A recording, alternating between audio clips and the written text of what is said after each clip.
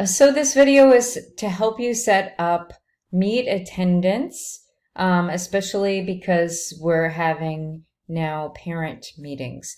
So in the Chrome Web Store, you're going to search for Google Meet attendance.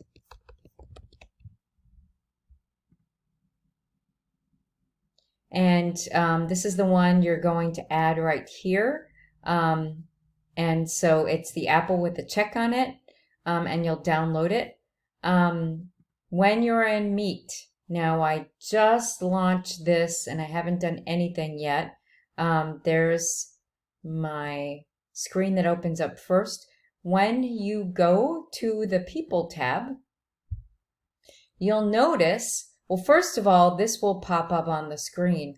Now, this is my personal Gmail account.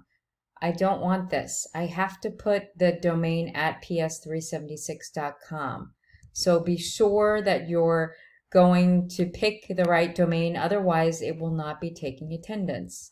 And it can pop up at annoying times. So just remember, don't dismiss this and hide it in back of the other windows that are open. You definitely have to have the at ps376.com. And click next, and then the password, and then allow it. So you'll notice now that there's a clipboard here. And again, in the Chrome web extension, you'll see the apple with a check on it, Meet attendance.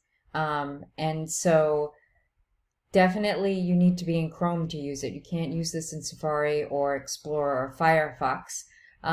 When you hover over that clipboard here, it shows that there are two people present, me and then my fake account here that I created, and you'll click on that clipboard and it will automatically take you to a Google spreadsheet and it will tell you the people that are there. Now, important, especially, I mean, in general, but especially if you want to make sure you're capturing all the parents that are there, especially if there are a large number of people present. You need to be sure that you do this a few times throughout the presentation. And so it will automatically take you to the sheet, and then you have to go back to the Meet. Hope it helps.